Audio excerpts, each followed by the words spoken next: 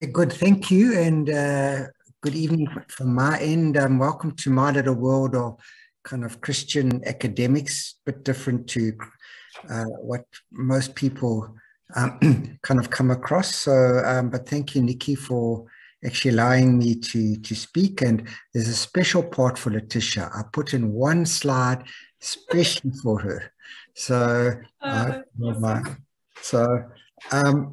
so I need my wife to show me how to share.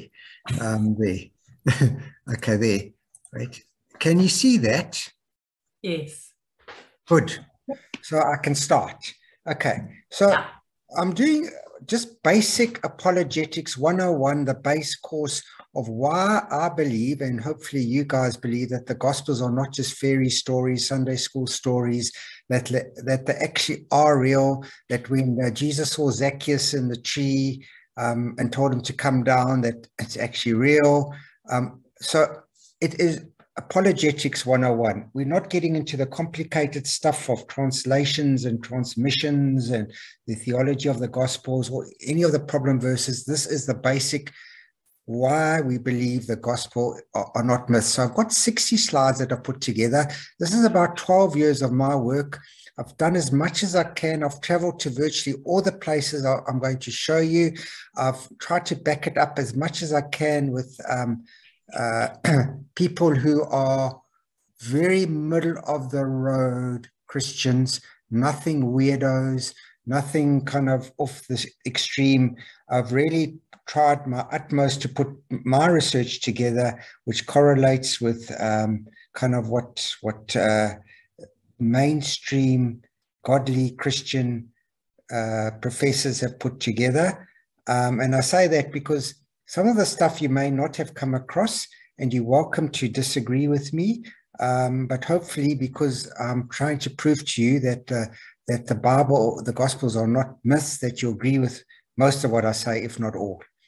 The two scripture verses that we are going to wrestle with and try and prove that are correct are, for we did not follow cleverly devised stories when we told you about the coming of our Lord Jesus Christ in power, but we are eyewitnesses of his majesty. That's 2 Peter 1 verse 16 and Luke 1 verse 1.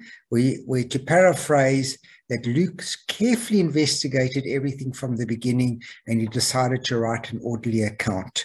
So those are the two scripture verses that we're going to hopefully be able to prove tonight that they actually are true. Now, before we start, you may not know that there are lots and lots and lots of other writings about Jesus, not just the four Gospels. There were the infancy Gospels where people seem to have taken a great amount of interest in the way Jesus grew up. So, and I haven't put all of them here because I ran out of space. But I mean, the infancy Gospels goes into all the way, how Jesus grew up, what he did, and all those interesting things that may or may not have happened. There are other types of Gospels where there are dialogues with Jesus. There are passion Gospels where it goes into detail about the crucifixion. Then there's some weird Gospels called the non-canonical Gospels, of which the Gospel of Thomas is probably the most well-known. The Gospels that are actually theologically correct are not Gospels, but epistles or books, and these are listed there. So they became what one would call close candidates, and they're epistles, and there are lots more. The only reason I list this to you is don't think that the Gospels were the only writings about Jesus. There were these are the early writings. These are 1st, 2nd, 3rd century type writings. There were a lot more. Now, I give you one thing is please don't read any of them. I've taken all my books on them and thrown them away because they actually just confuse and they're a waste of time. So the only reason I'm putting them here because I will refer to them in time. Okay, so these are my references, just that you know. I've tried my utmost to, as I say, prove my points. I've been to most of these places and kind of try to correlate as much as I can. The writings of Josephus are probably one of the most important background historical books. And then Dr. Peter J. Williams is probably the guy that I refer to the most. He is a professor at Cambridge University, but an evangelical conservative Christian man who, by the way, speaks perfect Aramaic. So what we're going to look at is why I don't believe the Gospels are myths. We're going to look at all the non-biblical sources, geographical aspects, political aspects, the fauna and flora, names and Bibles, archaeological aspects, and the most important, which I leave for the last, is a thing called undesigned coincidences. Now, again, I start off with kind of fairly broad brush things in each of the topics. So we all know that there's a Jerusalem, we all know there's a Nazareth, and you'll say, well, what's the big deal? Sure. But as we draw down, we'll get into more of the interesting parts. Now, not all the parts are as serious as others, and some of them you may say, well, that doesn't really amount to a row of beans, sure, but some are more important. And I'm just going to put it out there. You can decide which ones you think are great or not. Sometimes they're contradiction by cynics, and we'll cover that as well, and then conclude on each of the sections. So, just firstly, bearing in mind that the New Testament times were very complicated. You had a double system of taxation, 2 legal systems were in place, 2 different time systems. So, for example, the Romans talked about the 9th hour, the 10th hour. The Jews spoke about the 3rd watch or the 4th watch. The Jews had their own little army. The Herods had their own little army. So did the Romans, and they had their own ability to apply some rules and bylaws. So it was a complicated time to kind of get into. Also, the political figures kept changing. So there were so many Herods that existed that even the most well-known non-biblical historian called Tacitus said that he's confused. Okay, so we'll get into that in time. So if you wanted to prove that the Gospels are not mythical, one of the most important things you'll probably look at and go and look at is what the non-Christian historians said about Jesus at that time. And there were some. There was Thallus, Tacitus, Pliny the Younger. Now, these are historians that lived in that time of the periods that Jesus, just after Jesus was around. And interestingly, and there are more, I've just put down 3 because, again, just for sake of time. So Thallus was the most earliest secular writer who wrote about Jesus, and his writings have not been found, but they're quoted by Julius Africanus. And what he confirmed was that Jesus lived in Judea, was crucified under Pontius Pilate, and had followers who were persecuted for their faith. Similarly, interestingly, Thallus argued that there was an eclipse of the sun during the crucifixion of Jesus. Tacitus is probably the most accurate and well-known historian of that time, also confirmed that Jesus lived in Judea, was crucified under Pontius Pilate, and had followers who were persecuted for their faith in him. And then Pliny the Younger also had a similar thing. The one extra thing he added was that the Christians believed in the deity of Christ. Okay. The Jews similarly mentioned about Jesus. So Josephus is the most well-known Jewish historian, and he wrote about Jesus. He was around in 52 AD. He said that Jesus was, that bottom paragraph, Jesus, now around this time lived Jesus, a wise man, a work of amazing deeds, a teacher of people who gladly accepted the truth. He won over both many Jews and many Greeks.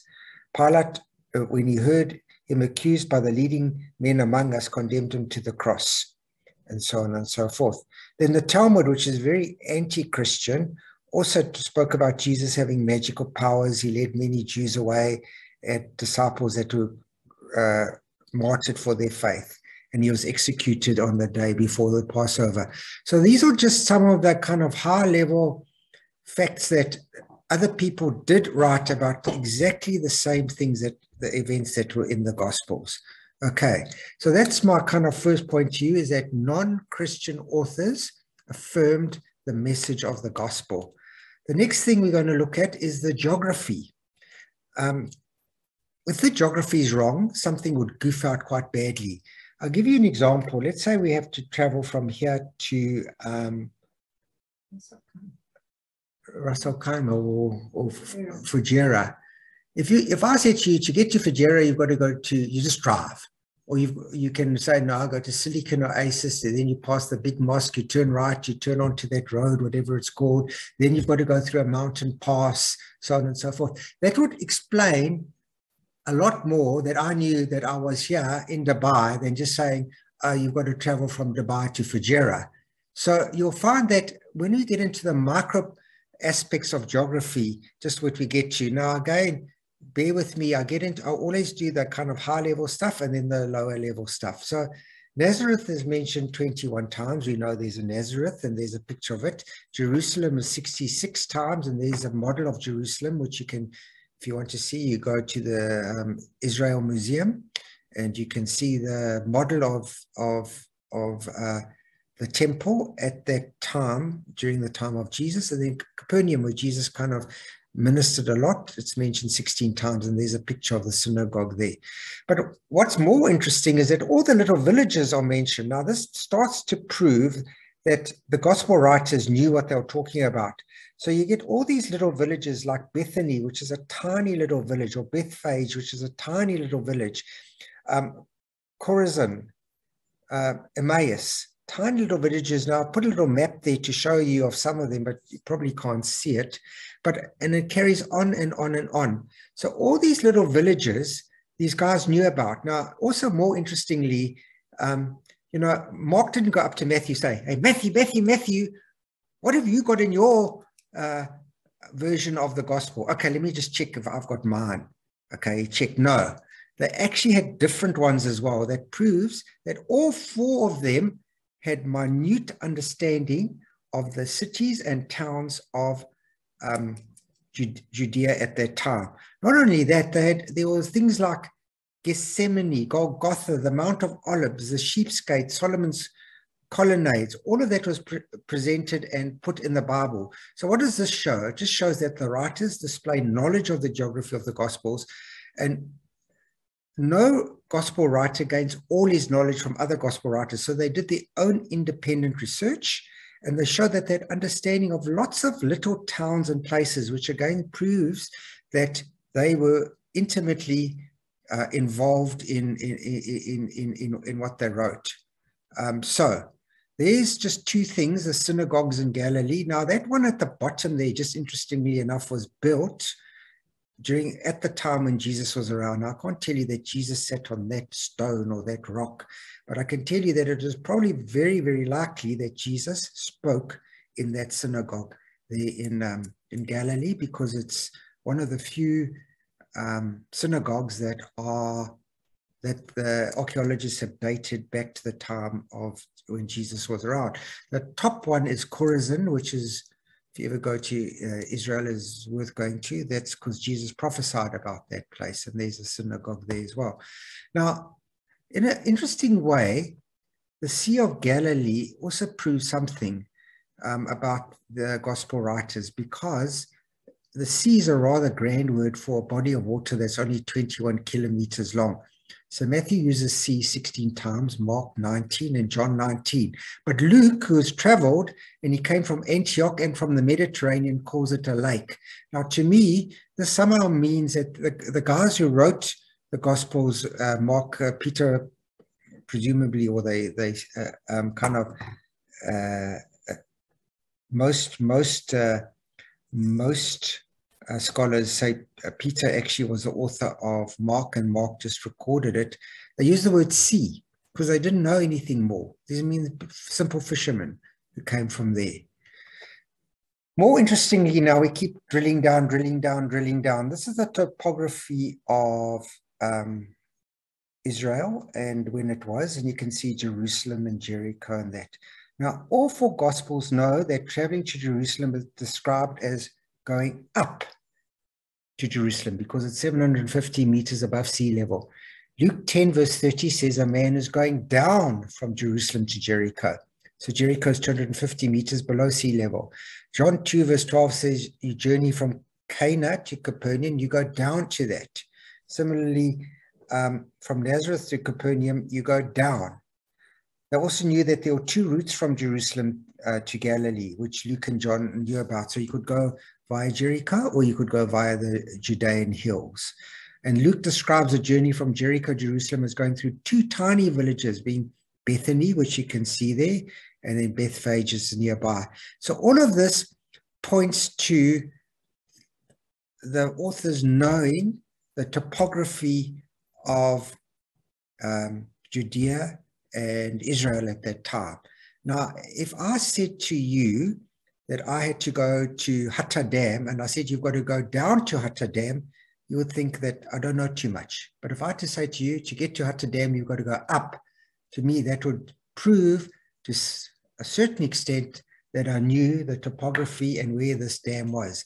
And that's what I'm presenting to you on this one. Again, not, I mean, you can't base everything on this, but it is a pointer, and I'll keep alluding to pointer after pointer after pointer, and we'll get somewhere eventually.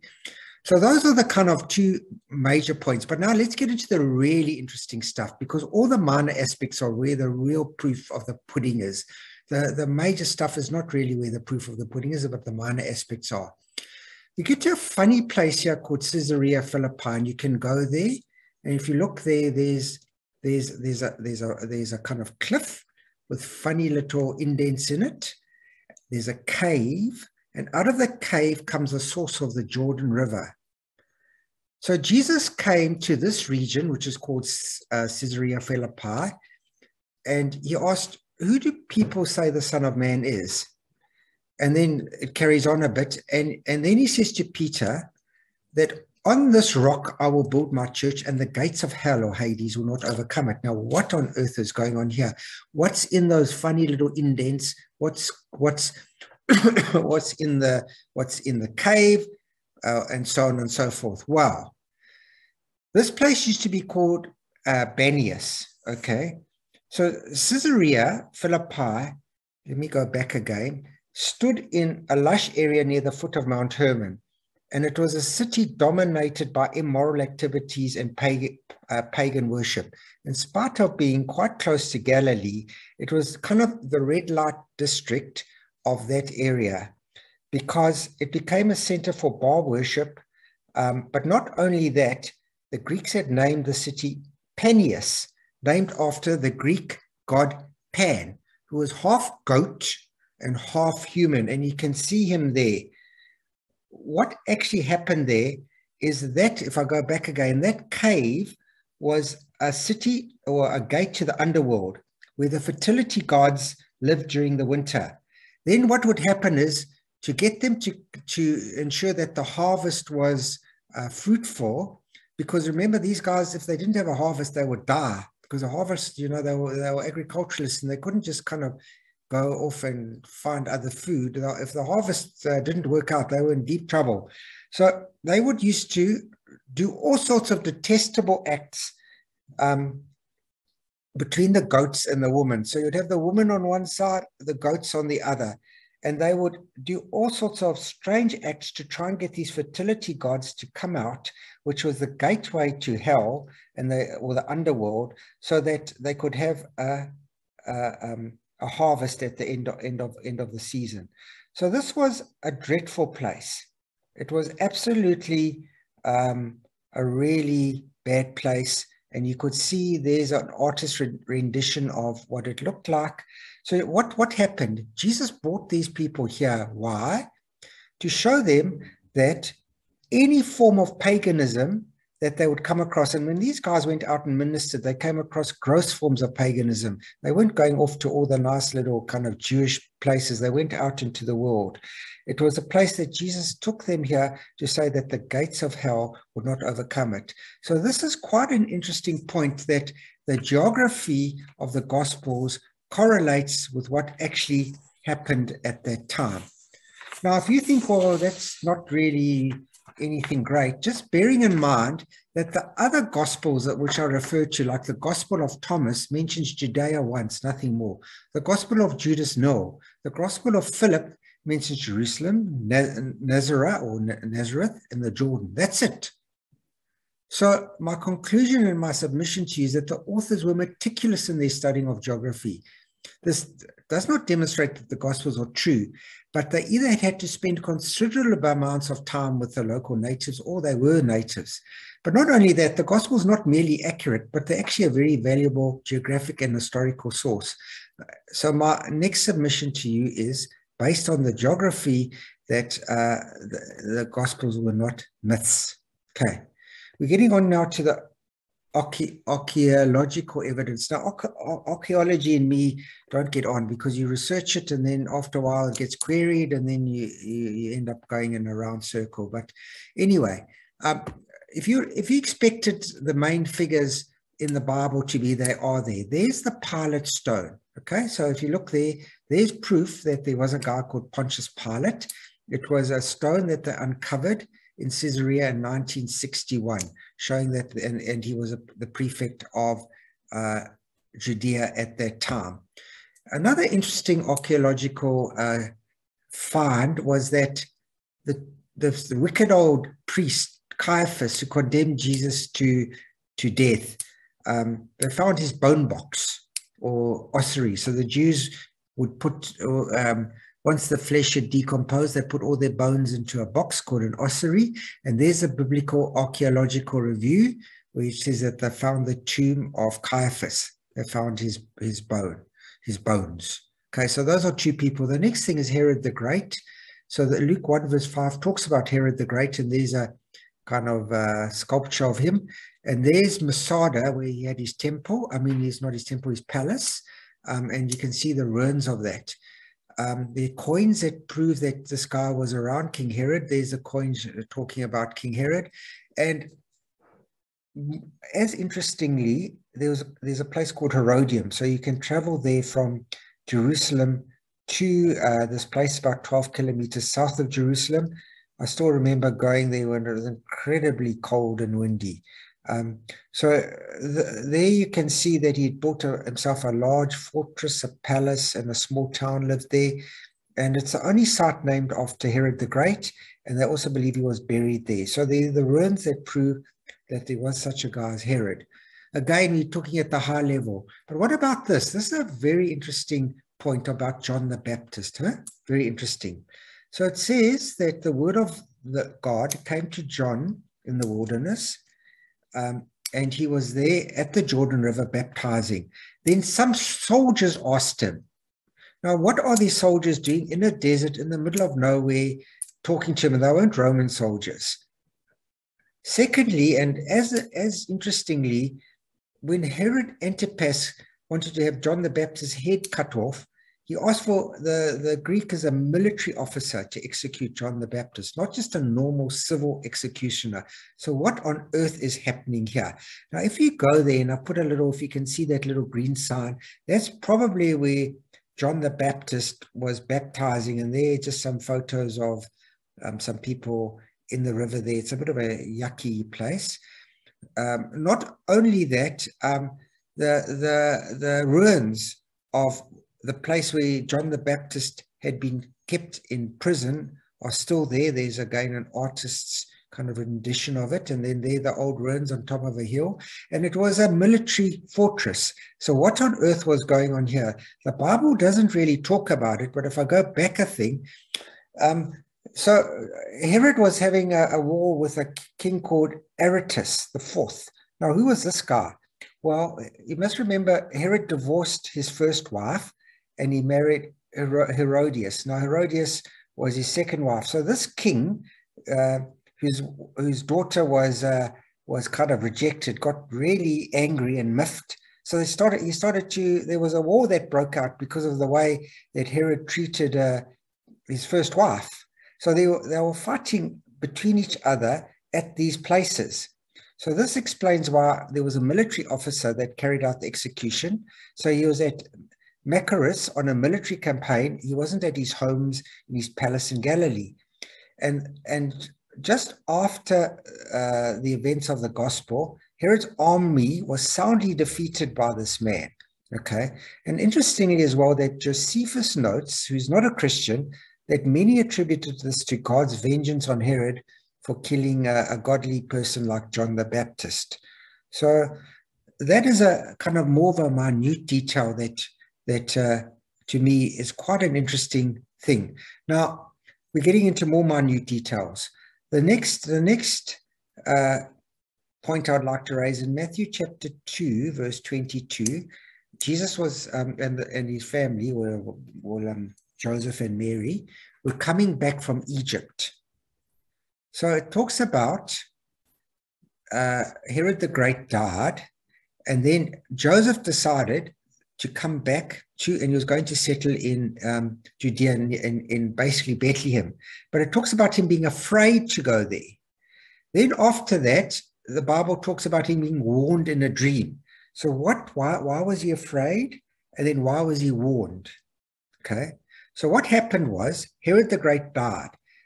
When he died, two delegations shot off to Rome. He had the Jewish rabbis who shot off there to request that all the Herods be replaced and have proper rulers put in. At the same time, all Herod's family shot off there to try and subdivide the whole empire up between themselves. So there was lots of infighting and on the go.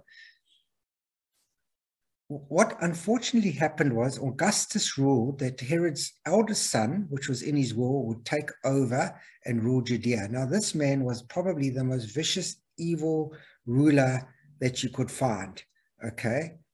He was actually more dreadful than even Herod the Great. So he had taken over, and as Joseph and Mary were returning, they came, probably were told, because this is about the right time, that 2,000 Jews had rioted and they were killed by soldiers. And so there's a period of great instability. So it says he was afraid to go to Judea because of the kind of rioting and the fighting and all of that. So he left there. But not only that, then God warned him in a dream to not go there, because this character, Archelaus, was really a bad guy. He absolutely wasn't just. He really did so much wrong that eventually the rabbis went off again to Rome, and they managed to get him deposed in a couple of years later, and then he disappears from the history books. So I think those two kind of prove those two verbs, that Joseph was afraid and he was warned. Right. Carrying on. In Acts chapter 25, verse 21, it talks about Paul appealing to Augustus to have him relieved from his prison sentence. Okay. But now, in Luke chapter 2, there was an Augustus there. So what on earth is going on? Is this where the Bible really does goof out? Okay. Because, I mean, when Paul made his appeal, it was about AD 60, and yet when Luke 2 talks about the census, it was about BC 6. So Augustus by that time had long time passed away. So what was going on there? Well, you need to look at this coin here, and you'll see that Nero, upon becoming emperor, which was around AD 60, called himself Nero, Claudius, Caesar, Augustus, Germanicus. So it shows, again, that even though you think the Bible goofed, it actually didn't. Okay, some time examples within of this. In Luke chapter 3, verse 1, it talks about the 15th year of the reign of Tiberius Caesar. The word of God came to John, the son of Zechariah, in the wilderness. Now, Tiberius Caesar, he began his reign in AD 12. If you take AD 12 plus 15, you get to AD 27, which is more or less the time that John the Baptist began his ministry. So that just kind of proves that that little time example is correct. Similarly, in John chapter 2, verse 20, the Jews said it's taken 46 years to build this temple. Now, historians date the start of the temple in BC 18 BC. So if you add all of that together, you get to AD 28, which is more or less, well, within a year or two, or exactly the time when Jesus was confronting the Jews for the first time in his ministry. Right. The next one is, there's something in the Bible which is very strange, that there are two high priests according to Luke 3, verse 1 to 2, and there should only be one. In the 15th year of the reign of Tiberius Caesar, during the high priesthood of Annas and Caiaphas. Now, what is going on here? Why are there two when there's usually one? Well, here was all sorts of political machinations on the go. These priests were playing big games to keep power with the Romans and trying to ensure that, you know, they kind of got on the right side of the Romans, because the Romans could depose any of these high priests. They shouldn't do, but they did. So Annas kind of was the guy who pulled all the strings here. So he had been the high priest from AD 6 to 12, but then he got deposed. And what he managed to do then was get all his sons to kind of rule with him in his place.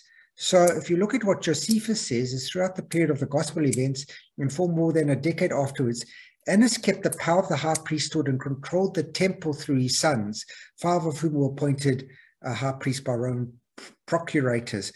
So that proves that even though you think there's an inconsistency with the high priests, there actually wasn't. So I just put there, any person being acquainted with the history and polity of the Jews must have known that there was never but one high priest at the time, and no Jew could have been ignorant that the high priest's office was not annual but for life.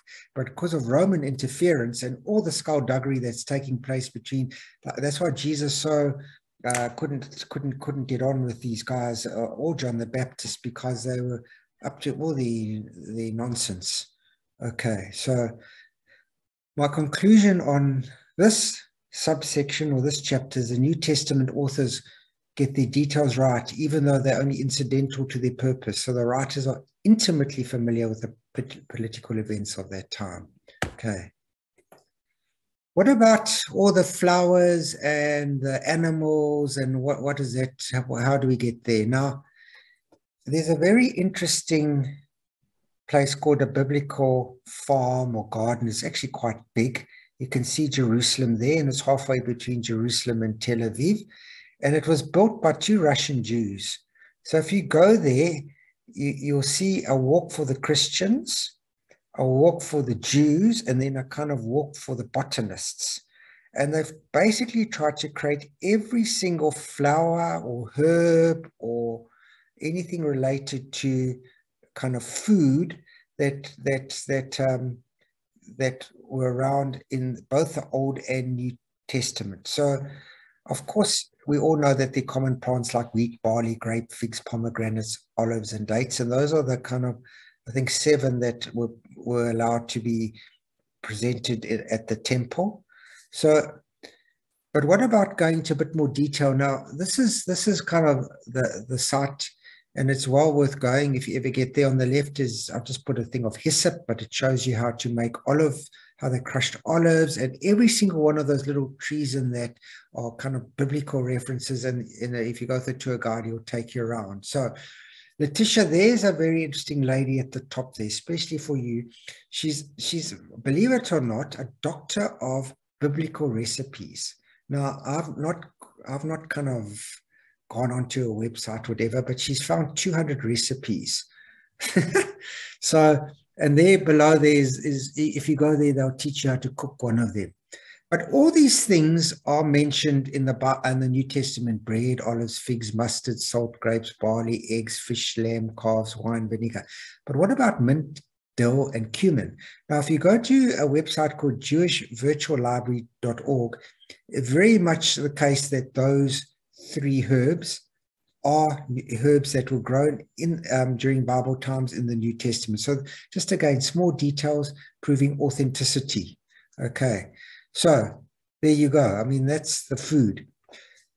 The next one is a very interesting thing called Zacchaeus the tax collector.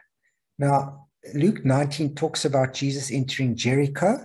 There was Zacchaeus, and he ran ahead and climbed a sycamore fig tree. Now, is this really just a Sunday school story, a fairy tale story? Well, is the place credible? Should there be a tax collector in Jericho at that time? Should there be a man named Zacchaeus? Should there be a sycamore fig tree? I mean, if you didn't know what you're doing, you could get all of these wrong. Okay. If these guys had not done their research, the gospel authors, something would bomb out. So what do you think about this? Well, if you go to Jericho, and there's a little photo of Zacchaeus climbing up the tree that I put there, there is the sycamore tree. There it is. Now, it's obviously not the one that was in biblical times, but the fact of the matter is there's a thriving sycamore tree. Now, I went to one of the sources, which is basically just Wikipedia. Where do sycamore trees grow? And there you can see they actually do flourish in the land of Israel up top there. Now, I think secondly or thirdly, if you look there, there's Jericho right on the trade routes. So it was like a toll gate.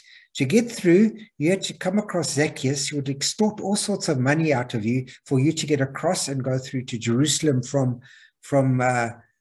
what is now Jordan. Or alternatively, if you came from the south and you wanted to go up to the north, he was there waiting to find you and tax you. So again, if these guys were trying to write the story as a kind of just a kind of Sunday school kind of story, they were getting an awful lot of things right. So it doesn't prove, again, the contents, but it proves the base. And that's what I'm trying to get through to today. What about all the animals in the Bible? So in Jerusalem, there's a place called a biblical zoo. It's like a standard zoo. You can go there, take the kids there, no different from any other zoo. And I mean, the Bible talks about kind of standard, or the Gospels about kind of all these type of animals, which camels and so on and so forth. I mean, they're all there. And if you want to go to the zoo, you'll see most of them there as well. But there's nothing really much to say more about that, except that they're there. But what about some of the more unusual things? Now, I went to the zookeeper there and I said, are there foxes in Israel? And the zookeeper there explained to me that there are 3 forms of foxes. So there's a photo of one of the foxes, which is the little fox. They've all got kind of Latin names. But what about a wolf? John 10 verse 12 talks about a wolf. Now, wolves aren't everywhere, and yet there are wolves. And there's quite a big incident a few years ago where the wolves went and bit quite a few soldiers who were in their tents in the desert. So, I mean, they're still around today. What about pigs? I mean, Matthew 8 verse 33 talks about pigs. Now, Jews don't touch pigs, are unclean things. Why would there be pigs? Do you think the gospel got this wrong, that there shouldn't be pigs? In Israel, you don't have pigs. But yet, if you looked and you went to this place where the gospel say that Jesus went to cast out the demons out of the Gadarene demoniac, in Gadara, right there was a temple of Zeus, which they slaughtered pigs to as part of their sacrifices. So it was natural that there was a pig farm very close to the temple of Zeus, because there was lots and lots of pig sacrifices on the go in that area. Again, does it prove that Jesus cast out demons? No, but it does prove that the base of the gospel is correct. Right. This is the most complicated part of my message, and the one that I really battle with. There is a website that goes through the top 10 biblical discoveries each year, and they list them. Very interesting, and you can go and Google it and look at them, and they keep coming up with new things and very, very, very interesting things. But what I've tried to do is kind of stick to the ones that actually have been proven are relevant, because often what happens is they think they've found some great new site, and then the skeptics come in, and then there's one heck of a fight, and no one knows in the end what's right. But in Luke 7 verse 5, it talks about the centurion who is the one who built us our synagogue. So Luke's language suggests that the synagogue at Capernaum was a particularly impressive structure that required considerable funds to construct. Now, if you go there are 2 synagogues, the 4th century synagogue, which is built on top of the 1st century synagogue. And a tour guide would be able to explain a lot of very interesting facets there. But the 1st century synagogue, which is underneath the 4th century synagogue, they say that the walls of the 1st century synagogue were unusually thick, well over a meter, and his full plan showed that it had been on a building with an interior space of nearly 450 square meters, which is larger than most 1st century synagogues.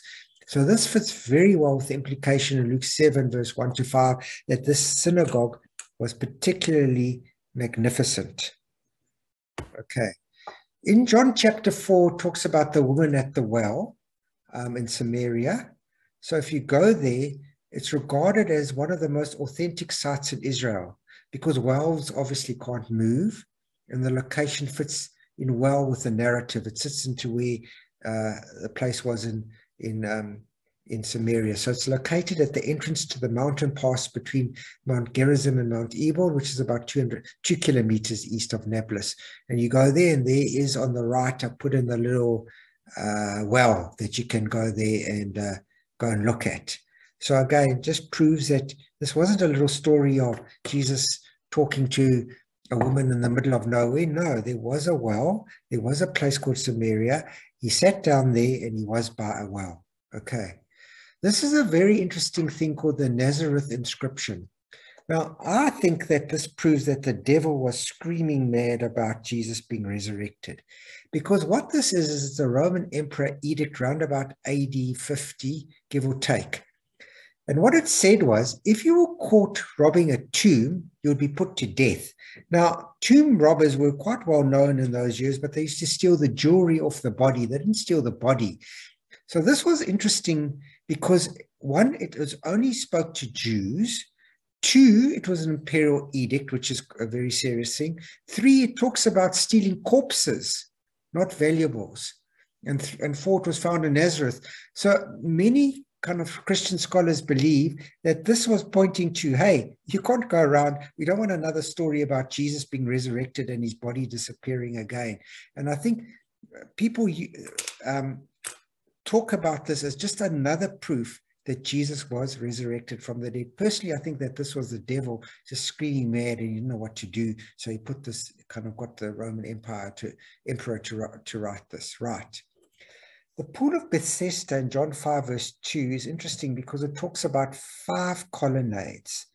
Now, 5 colonnades is unusual because usually only have 4, 6. You don't usually have 5-sided pool, okay? And yet, for many, many a year, this was regarded as just a fictitious story. Yet eventually, they excavated the site and it revealed a rectangular pool with 2 basins separated by a wall.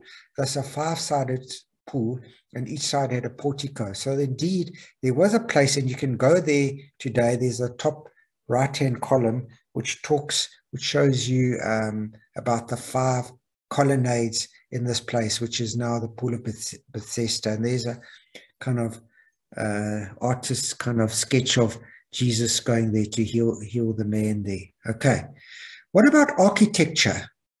So this is a picture that I took of a Jewish book, not a Christian book, of all the pilgrims going up to the Temple Mount, probably Passover.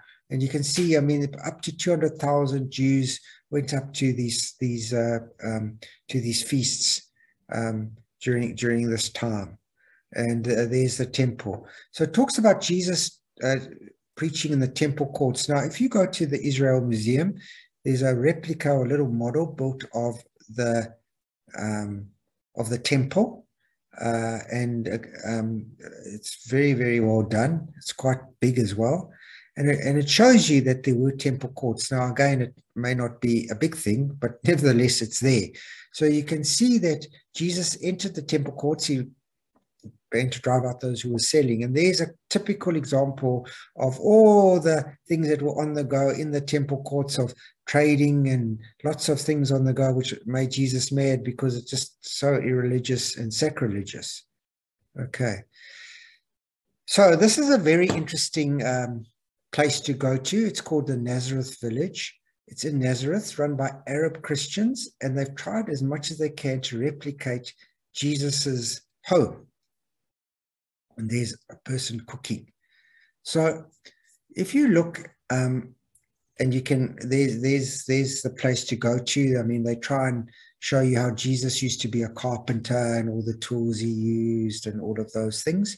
But in Luke 2 verse 7, it talks about him, there was no guest room available for them, which is the same Greek word as the upper room.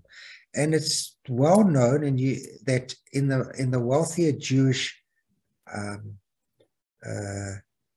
houses, there was a guest room. And they would show it to you. Small thing, but it shows that, that they were getting their architecture right. In the Nazareth village, there's a watchtower. Talks about Jesus actually spoke about building a watchtower. What about these guys who opened up the roof to let their friend in? Well, there in the, you can see that is flat. The guys could have got up there and they could have dug through and let their friend in through the mat and lowered the mat through the roof. So those are just small things, but they prove that. Now, the last two things, which are probably the most technical and what I would say, the most compelling, are the names of the Bible and then the undesigned coincidences. Now, Professor Borkham, I think he was at Oxford University. He spent a large amount studying the frequency of names in the New Testament. And in this book, which I've got at home, there's a remarkable correlation between the frequencies of the names found in the Gospels and the frequencies of names found outside the New Testament. So he went around, looked at all other things like the Dead Sea Scrolls, the early rabbinic texts, the ossuaries or the bone boxes, and he looked at names from Jewish names from AD 50 BC to AD, 50 BC to AD 135. Now, bearing in mind, you think, well, this is not such a big deal. Well, it is, because in Egypt, the standard names for Jews are on the left. Eliezer, I don't know, Sabbatiacus or something, Sabbatius, Dosithus. Those were the standard names of Jews in Egypt. So they didn't have the same names as the Jews in Palestine. This is what he uncovered.